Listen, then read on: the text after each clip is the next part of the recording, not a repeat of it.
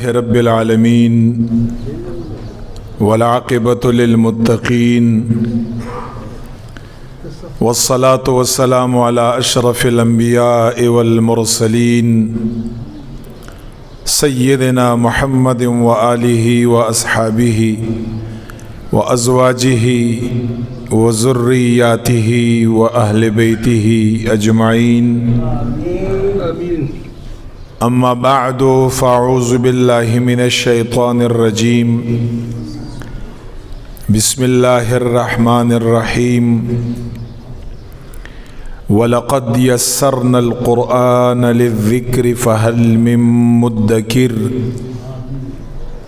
صدق الله العظيم وصدق رسوله النبي الكريم الأمين،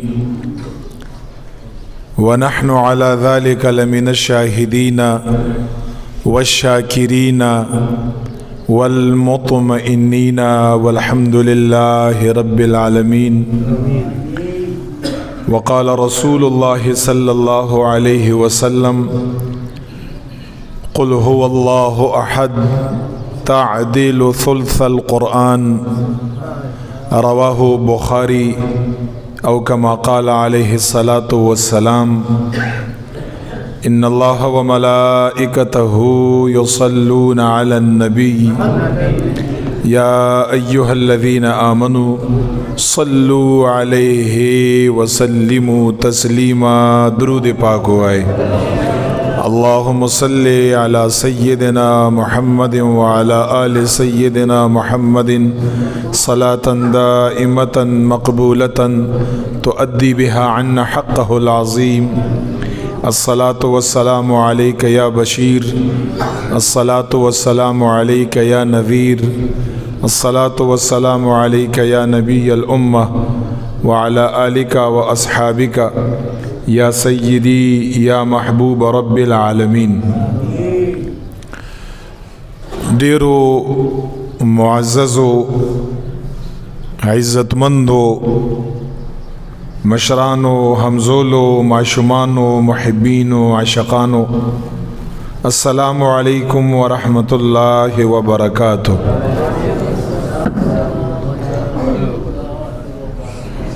محترم حاضرینو،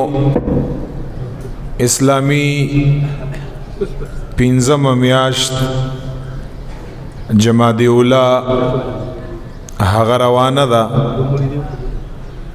الہ العالمین د زمونږ استاسو لا د دغه وخت د قدر کولو توفیق راک، چې زمونږ استاسو مسلمانان د دغه خپل ژوند او صحت او قدر چې کوم الله تعالی مونږ او تاسو له وخت را کړی، صحت را کړی، ژوند را کړی، چې مونږ او تاسو د دې قدر وکړو. نیکو اعمالو الہ العالمین نه د کولو دعا او توفیق غواړو. بد اعمال چې کوم شوي دي الہ العالمین د زمونږ او تاسو ته عفو وکړي. محترم حاضرینو، نن جمعه مبارکی په دغه عظیم ورځ باندې ستاسو په وړاندې د قرآن کریم په ظاهر باندې یو ډیر مختصر صورت دی چې هغه تقریبا هر مسلمان لا ورزی، نارینا او زنانا او بالغ و نابالغ و معشوم تقریبا هر انسان لورزی، او په ظاهر باندې یو اسانه مونږ او تاسو تخکاری او یو مختصر حصہ ده د قرآن کریم چې د هغې حصے او صورت نوم دی سورت اخلاص. زمونږ او تاسو بنن موضوع صرف اور صرف سورت اخلاصی. د دغه صورت ټیک چې تاسو لبیا الفاظ درځي،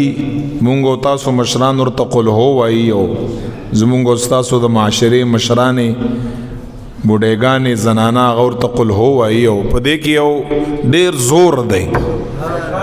او ډیر طاقت ته پکې د قرآن کریم مبارک دا حصہ ما دغه موضوع لپاره ځکه وټاکله چې یو خو تاسو آلریډي دغه صورت سره آشنا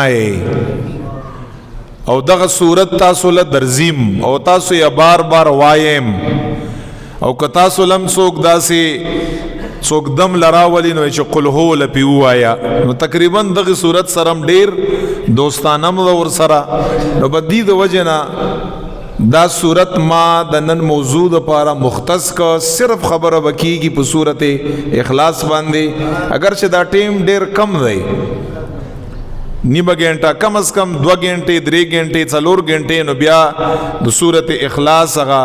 څه رموز اشارات کمالات فضائل خصائل هغه پکې بیان شي ټیم ډیر کم دی مې لوګو پکې مې لوګو دی وجنا کوشش کوم چې دا اهم چیت خبره اغا تاسو په وړاندې بیان کما او تاسو ته خو بدا الفاظ ښکاری چې قل هو الله احد په مونږ کې به وایي خو ان شاء الله دغه تقریر نه پس چې بیا په مونږ کې وایي اوس چې کومه مزن نشتا او تاسو داسې به وایم چې نه پوهیږئ په او ظاهری او څلور آیاته تلاوت در تخکاری چې دغه تقریر نه بعد یې تلاوت کوي کنه بیا ول خوان درکې بیا به مزي بیا به ته د قران کریم په دغه حصہ باندې پوي او د دې لپاره چې یو خدغه صورت فضائل ډیر دي او نن به حیثیت یو طالب علم چند خبرې زب دې کې کومه نو تاسو ته لګه اندازه موشي چې د قران کریم یو 4 آیاتونو مختصر صورت چې په دې کې دومره څه دي نو په قران کې به څومره څه بیا یعنی دا غون قران چې الله فرمایي افلا يتدبرون القرآن تاسو تدبر نه کوئ په قران کې زمونږ نه کوو مونږ خدای پاک جل جلاله مونږ توایم تاسو قران کې تدبر تفکر ولې نه کوئ پاغه کې لګا غور فکر ولې نه کوئ لک په دې نظر باندې ورته ولې نه ګورئ چې دا د الله کلام دی په دې کې دا رب خبرې کړې دي ګډار یا کړه دی چې دا مونږ سره څه ویلې دي لګا رب مونږ سره څه خبرې کړې دي ګډار یا څه ګډار کړه دی رب مونږ ته بدی کې لګا څه وایینو مونږ تاسو ته خو دې خبره پتا نه راته لګي صفا خبره زکه چې مونږ تاسو سره یو ټیم هم نه او بل دنیا نه مونږ تاسو خلاصي ګنا چې پاغي باندې مړخه نشته دی برحال لګا اندازه به مرته وشي چې دا قران څومره وسیع او څومره عجیب کلام او څومره د کمالات یو کلام دی چې الله جل جلاله په حضرت رسول الله صلی الله علیه و آله وسلم مبارک باندې نازل کړی دی زرا زما چند خبره به زه پکې کومه یو خبره بس تاسو په وړاندې نن دا کوو چې دې صورت ته صورت اخلاص وایي دا صورت اخلاص ورته ولې وایي سبحان الله دویمه خبره به ان شاء الله تعالی دا کوو چې دا صورت رب متعال رب لا یزال جل جلاله ولې نازل کا دې ته څه ضرورتو هغه موقع کومه موقع چې هغه ته شان نزول ویل کېږي یعنی حال نزول الله ولې نازل کړ څه خبره دریم نمبر د آیات ساتي په یو صورت کې چې د کومو خبرو ذکر وی ذکر ګوره تاسو زده کړې په نیت باندې کې نه یو وی صرف سمع اوریدل خو زما आवाज ډیر لري پوری زی سپیکر والا ایم اوري تاسو سمع سره د زده کړې په نیت باندې کې نه بیا फायदा لرګي دریم نمبر خبره ما سره ته وکړه چې په صورت کې چې کوم احکام وی کوم مسائل وی د کوم خبرو ذکر الله تعالی کړی هغه ته ویل کېږي مضامین د دغه صورت اوس مثال کې خلک وایي د سورت بقره مضامین دا څه شی دی یعنی په سورت بقره کې الله تعالی موتا ته کومي خبرې کړي موتا ته پته نه لګي سورت فاتحه مضامین په دې کې الله تعالی څه ویلي دي څه احکام څه خبرې څه حکمونه څه نواهی یعنی څه نه منع کړیو څه راته فرمایلی چې وی کړی هغه ته اوامر یې چې تر منم کا هغه ته نواهی څه فضایل دي څه دعاګانې دي څه انذار دی یعنی یرا ورکول دي په دغه څه شی دی په دې کې دې ته ویل کېږي مضامین د دغه صورت نو سورت اخلاص د دې مضامین یې څه شی دی په دې کې الله تعالی مونږ او تاسو سره څه خبرې کړې دي او څلورم نمبر چون کې وخت کمی ما تاسو ته وی مختصر دا نیمه غنټه کې دا خبرې زکه ورکوم چې تاسو توجهي څلورم نمبر لګ غوندې یو دوا فضائل ارته بیانوما چې کوم په صحیح احادیثو کې حضور صلی الله علیه و آله وسلم مبارک بیان کړی دي په دینیت باندې چې دغه صورت سره محبت نورم پیدا شي او دغه صورت ورد ډیر کوي بیا یو وظیفه هغه زارته پکې خایم ادا کوي او ډیر فضیلت یې ده ثواب کار دی یعنی ډیر علما فرمایي کنه وی چې کچا زندگی مختصری څوک سخت بیماری کې مبتلا ای او هغه ته پته لګي چې زما ژوند ډیر مختصر دی او هغه په دغه مختصر ژوند کې دی وایي چې ډیر ثواب حاصل کړم علماء کرام فرمایي دی د پکې درود شریف وایي که څوک ډیر لنډ ټیم کې ډیر زیات ثواب حاصلول غواړي نو درود شریف د پکې وایي او زوای مچ د قران کریم مبارک یو سورت څوک خای نو علما فرمایي چې سورت اخلاص ته پکې وایي دا په ډیر کم ټیم کې انسان ل ډیر زیات اجر او ثواب ولور کوي ټولو نه اول د یاد ساتي ګورئ دغی صورت تا ویل کیږي صورت اخلاص اخلاص معنا صدا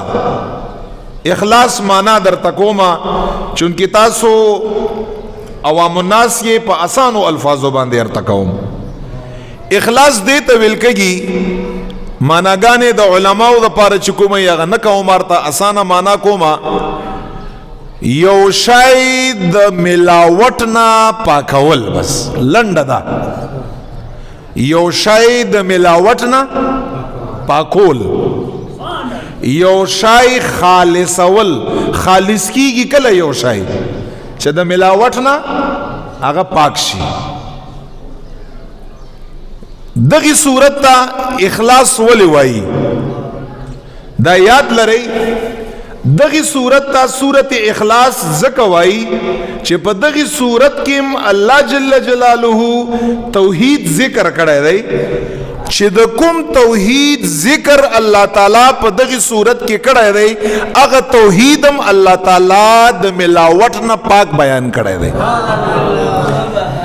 یعنی په دې کې توحید ذکر دی داسې توحید چې هغه د ملاوټ نه پاک دی او هغه کوم توحید دی هغه داسې توحید دی چې د ملاوټ نه پاک دی چې الله تعالی سره نه په ذات کې څوک شریک شته نه الله جل جلاله سره په عبادت کې څوک شریک شته او نه الله جل جلاله سره په صفاتو کې څوک شریک شته که نبی دی که ولی دی که عام دی او که خاص دی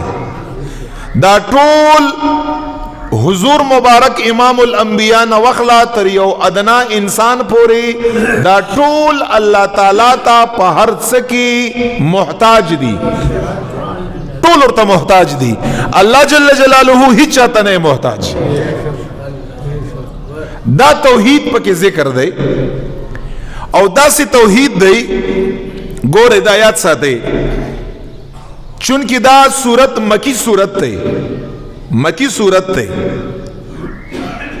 دا مکی مکرمی پا ابتدا دور کی دا صورت پا رسول اللہ مبارک باندی نازل دے سنگ نازل دے اغار توائم بیا با حوالا مکه مکرمه کی دا خبر از ما واوري مشرکانو اهل کتاب یهود اهل کتاب عیسیان دا خلق موجودو د مشرکانو عقیده سوا د مشرکانو عقیده داوا چې رب لا یزال منلو سره سره دا غوی منلو سره سره غوی به د نور خدایانو عبادتم کا لگا په سورۃ نوح کې په دویم رکوع کې الله فرمایي د یو معبود نوم یو ود د یو معبود نوم یو سواع د یو معبود نوم یو یغوس یعوق نصر د نور معبودانو نامې وی لات او منات او عزا نائله دا څه ډېرې نامې وی مشرکانو عقیده سوا چې رب متعال سره سره لایق عبادت نعوذ بالله دغه بوتانم وی دا چې دوی نامې په ایخو دی وی نو ګورئ د مشرکانو چې کوم توحیدو رب یم مانا خور سره بوتانم مانا اغوی دا رب منل دا پدې کې ملاوټو دا ود او سواع او یغوث او یعوق دا ملاوټ دی دا پکې ملاوټو نو مشرکانو چې کوم د رب منلو پاغې کې ملاوټو یهودیانو به رب څنګه مانا رب مانا خور سره به دام وی قران کریم پاغه باندې گواه دی وقالت اليهود عزير ابن الله یهودیانو به وی چې الله تعالی شتا خو عزیر علیہ الصلوۃ والسلام مبارک دا د یهودو عقیده و نعوذ بالله چې دا د الله زوی او ابن دی مقصد دا شو چې یهودو بم الله تعالی معنا خود اغوی په منلو کې ملاوټو عزیر د الله بچای نه دی لم یلد ولم یولد دی الله تعالی نه والد دی نه مولود دی نه څوک تر پیدا وی نه چانه پیدا دی الله د اغوی د رب په منلو کې ملاوټ یهودیان پسې څوک عیسیانو اغوی با مریم علیہ السلام مبارک تنعوذ باللہ من ذالک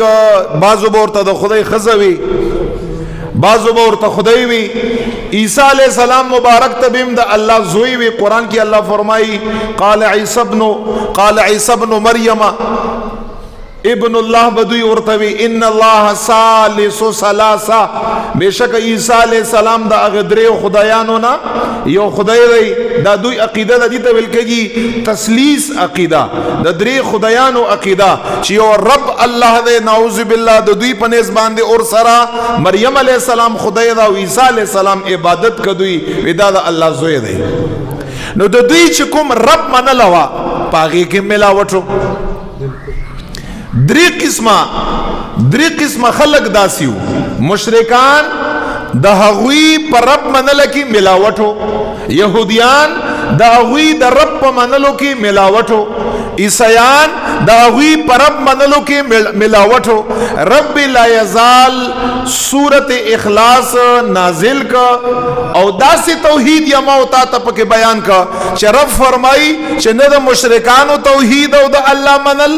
نه د يهوديانو توحید او الله منل نه د عیسیانو توحید او الله منل په دغه ټولو کې ملاوت دی رب لا یزال فرمای کته زما توحید بني هغه توحید به منی چې هغه د ملاوت نه بالکل پاک دی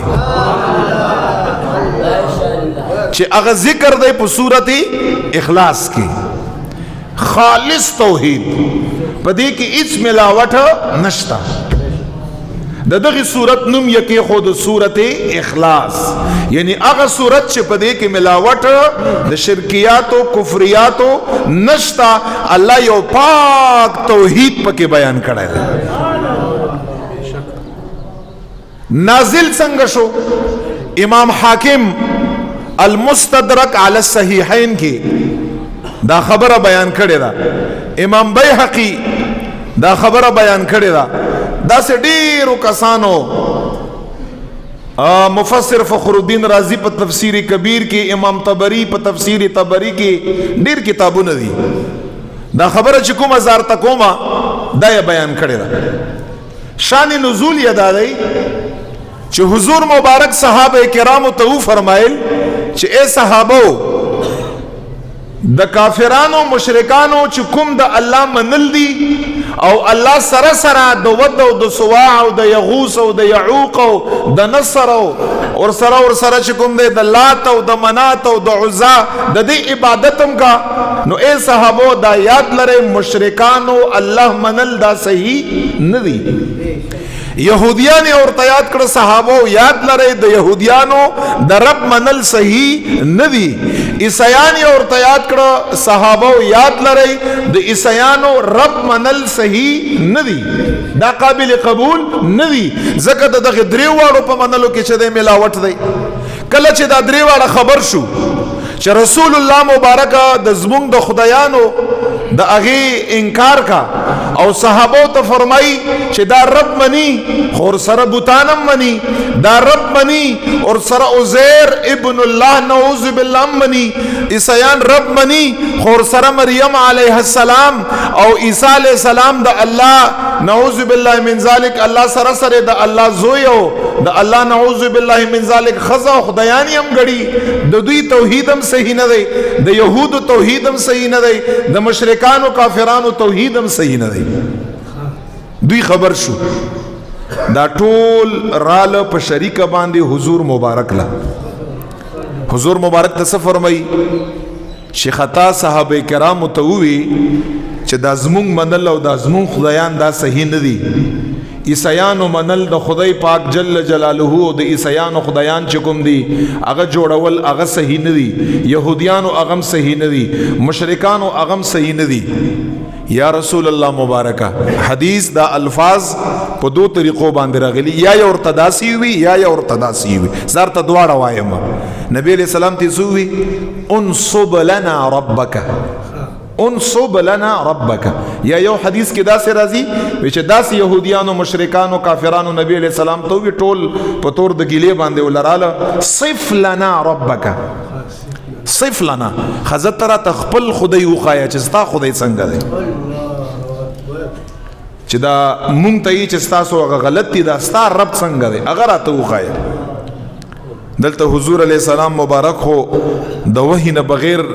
خبره نه کوله چې څنګه دا خبره يهود او مشرکانو نبی علیہ السلام ته وکړه چې زمون خدایان نعوذ بالله چې هغه غلط دي عیسایانو هغه غلط دي مشرکانو هغه غلط دي ترا ته خپل خدای بیان کړه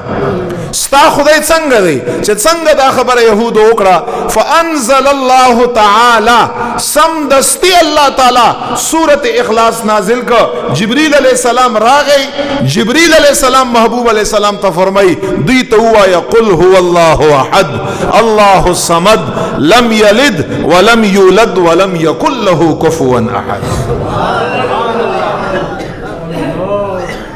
دغه صورت نازل شو حضور مبارکه دوی درته وی چې ستا رب څنګه دی ستا رب داسې دی قل یا رسول الله مبارک دا کوم کسان چې راغلي دوی ته وایا الله احد الله یو دی او تاسو وایي چې یو نه دی اوس واورئ چې دا تاسو هغه ولې غلط دي او دا زما هغه ولې صحیح دي او بیا نقطه یو خبر ارته پکې کوم د خوند والا الله تعالی پخپل انده هم کړی شو بغیر د واسطې د حضور مبارک نه چې دغه خلق ته خپل خدای ښکارا کړی وي او داسې ورته ویلي وي چې بس لری شماته پریدا ماته پریدا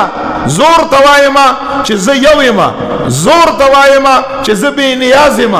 زور توایما چې زه نه د چا پلار یم چې ما نه څوک پیدا ای نه زه د چا زوی یم چې زه د چا نه پیدا یم یا رسول الله الله تعالی داسې ویلی شو ته منځ نه وځه زه پویم ولم یکن له کفوا احد الله سره څوک برابر نشته الله تعالی داسې کړی شو خپل خدای رب خپل باندې خدای شو خو واوره صاحبانو حضور مبارک د الله دومره محبوب دی چې حضور علیہ السلام ته فرمای قل یا رسول الله زور ته خپل خدای خدای شمه خو مال مزدا راکې یا رسول الله چې ما یو والي خدای ستا په خپل باندې بیان شي محبوبا ز خپل نور ته وایم چې یو ام تور ته وای چې رب یو دی تور ته وای قل تور ته وای الله احد چې الله یو دی ورنه الله فرمای زمر ته ویل شم چې زه یو یم الله ته منع ممانعت شته خو رب دا خوخوا چې زما دا خدایم یو والم چې بیان کا پرېږده چې نبی علیہ السلام مبارک یې بیان او دا خو موږ ته نبی علیہ السلام مبارک ویلی چې یو دی کني چا سره سند دی چا سره دلیل دی مونږ یو چې یو دی نو الله یو دی دغه خلکو ته وایا الله احد او بیا الله الصمد الله الصمد بے نیاز دی بے نیاز سمانا دا یعنی چاہتا محتاج نہ دی بے نیاز دا دی چاہتا محتاج نہ دی تاسو چې عیسی علیہ السلام مبارک او مریم علیہ السلام مبارکان ډیر لوی خلق دی الله بندگان دی هغه ته خدای وایي پاغي خو خوبم راځي پاغي خو بیماریم راځي ظاهری به تقاضای بشر پاغوی باندې په بدن کې څه ضعف او کمزوریم راځي اگر روټه تم محتاج دی وږي کیږي اگر قضای حاجت وغیرہ تم حاجت لري انسانان دی کنه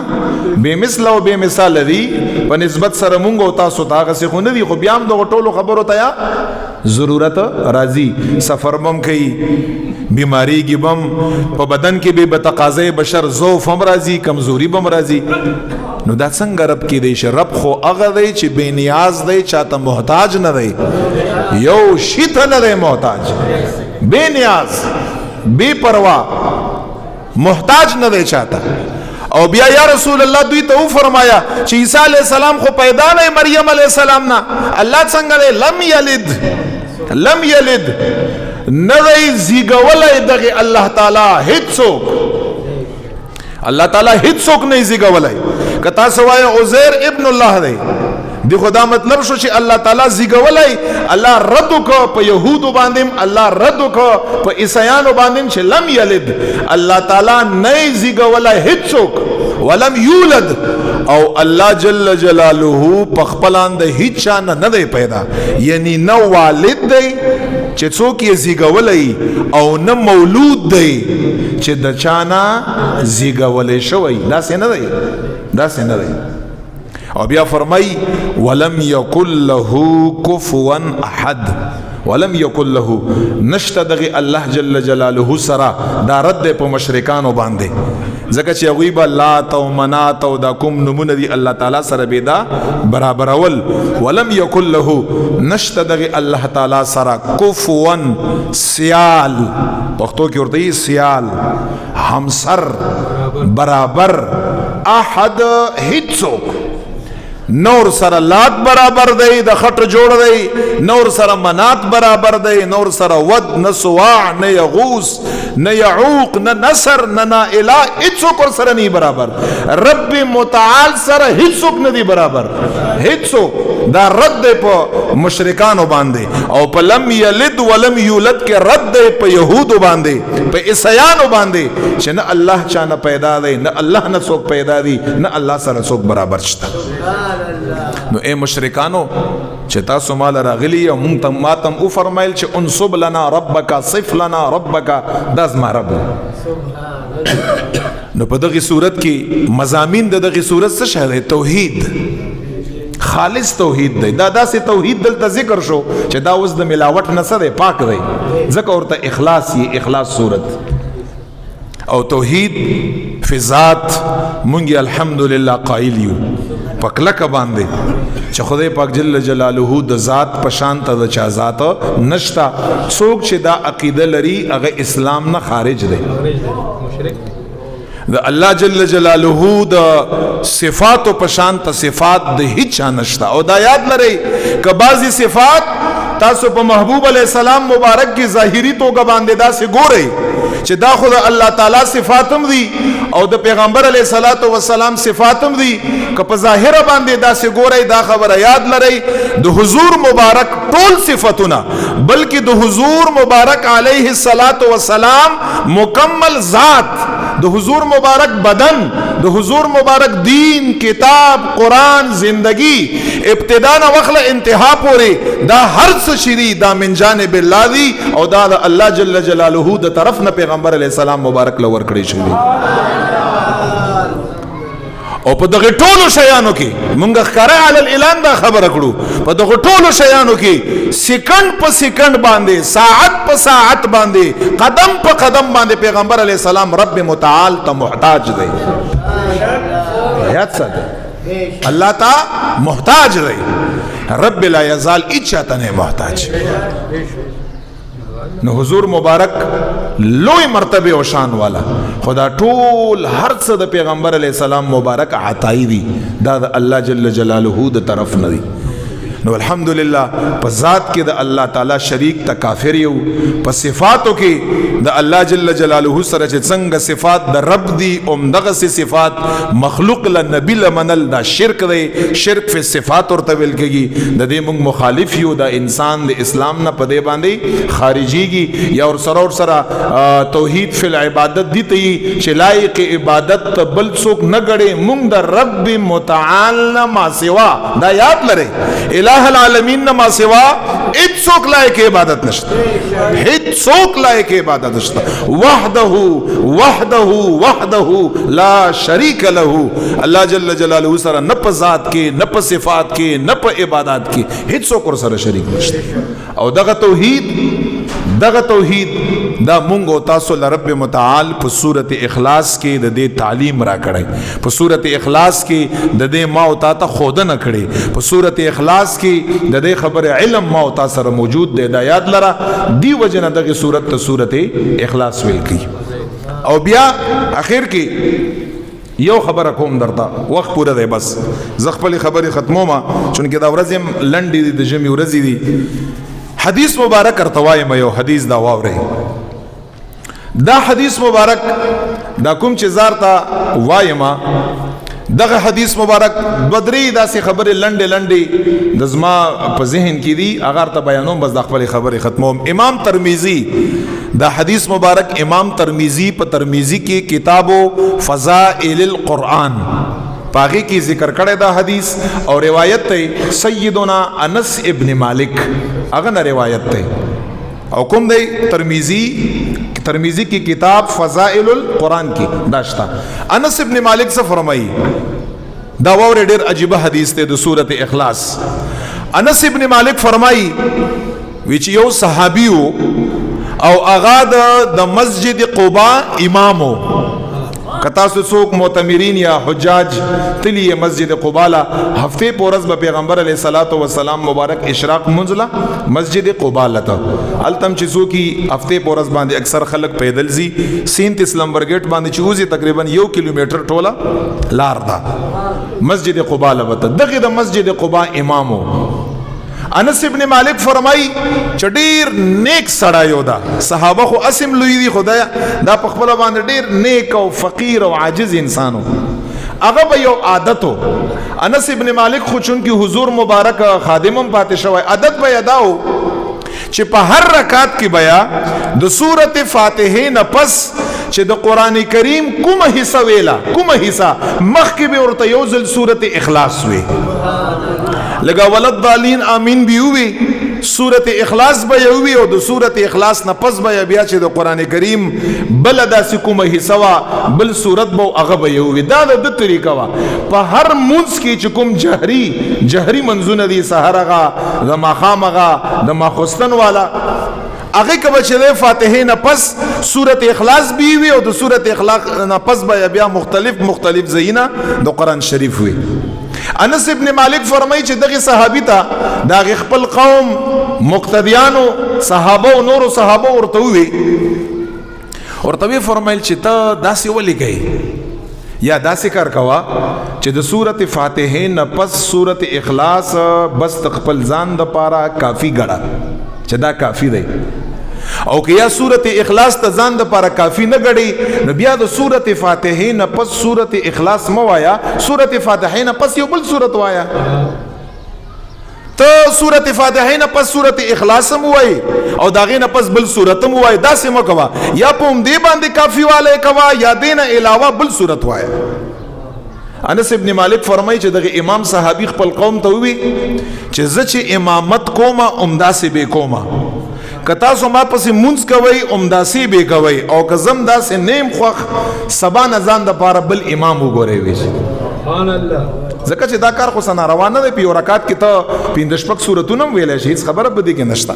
دا خو کم از کم 3 آیات یا کم از کم یو سورت دا خو کم از کم مرتبه ده چې نن سبا څوک زیات ودرېدای نشي څوک بیماران دي چې څه شي مونږ تاسو کو جمعاتو کې زړه تنګ کې چې صفا خبرې لکه چا چې دی مړې او مرغوټ نه په څه شي کې نیولې یو چې خدای پاک دې جمعات نه بس مونږ کله وځو سره د زما ټول داسې بیکاره غوندي یو الله دې مونږ کې په جمعات کې د ناس ته شوق پیدا کړي.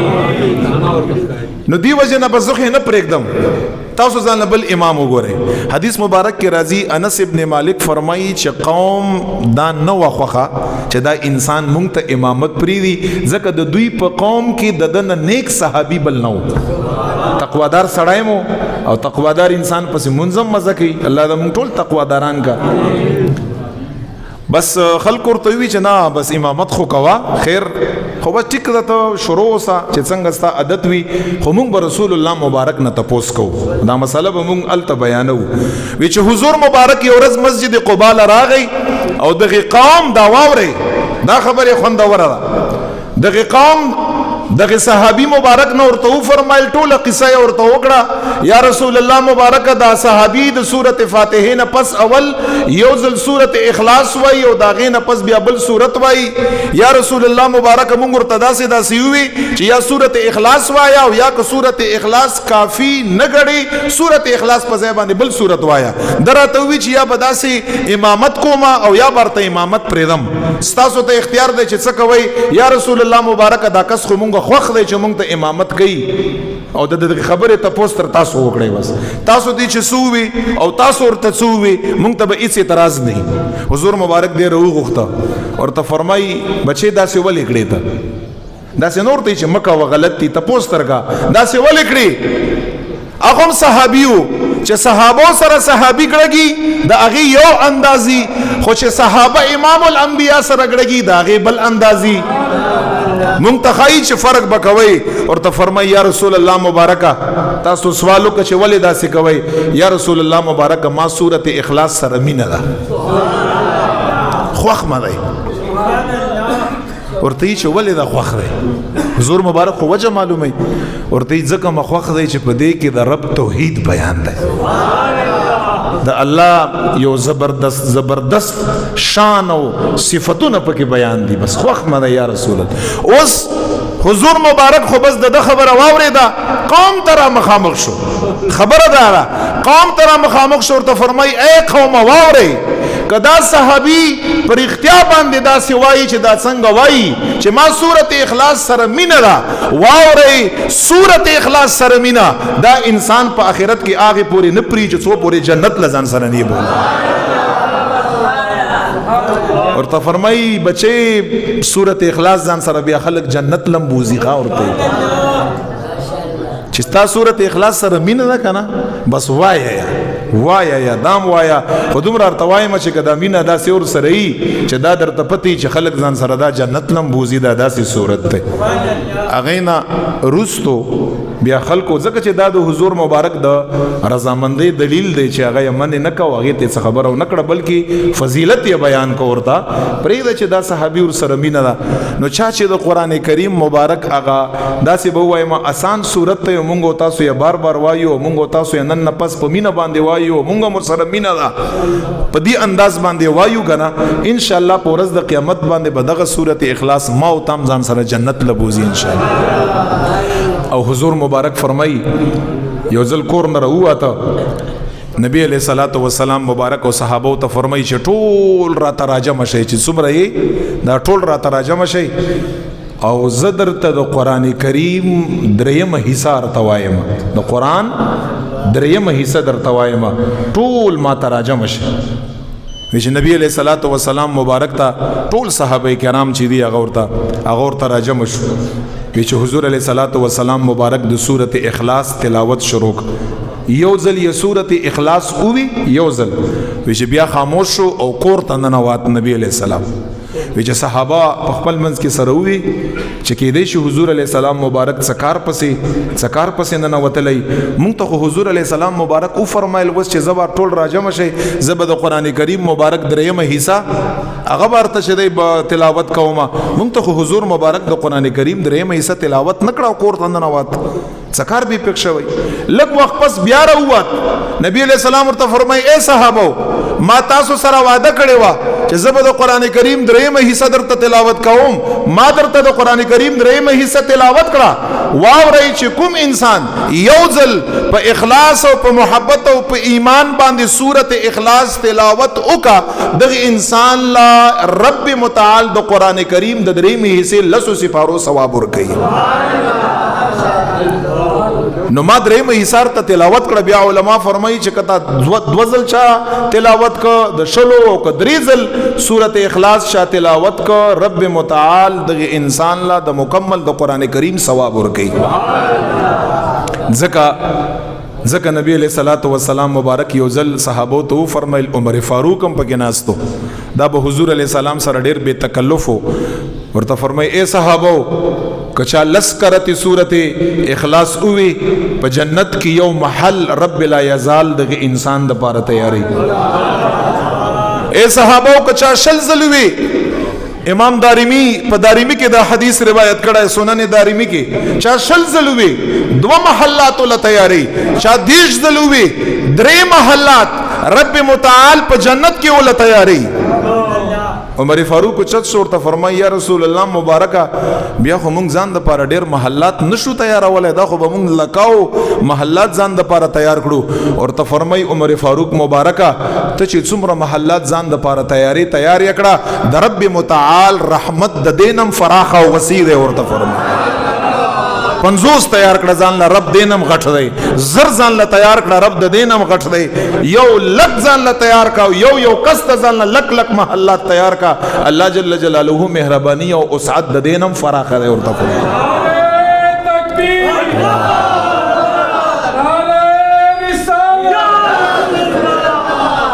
دی وجنا دا ځان سره وظیفه کړی وای مینا مر سره کوي کوم یو انسان امام ترمذی انس ابن مالک نه روایت دی کوم یو انسان 200 کرته روزانه سورته اخلاص اووي یو ځلیم اووي 200 کرته 500 کالو گناهونه رب لا یزال دغه انسان ته معاف کوي ډیره غټه خبره ده نو دی وجنا دغه صورت سره چنن نفس یوای پاغه کې په محبت باندې وای په مینا باندې وای په دغه فضیلت باندې وای په دغه توحید باندې چې الله تعالی په دې کې ډیر لوی توحید مونږ تاسو دا د قران کریم مبارک یو عام یعنی اسانه یو حصہ د سورته اخلاص رب لا یزال د مونږ ټول قران سره مینا محبت پیدا کا الہ العالمین د مونږ له توفیق راکړه د نیکیو او دا کومه خبره چې مونږ وکړي الله تعالی د مونږ له عمل توفیق راکا واخر دعوانا ان الحمد لله رب العالمین ټول یو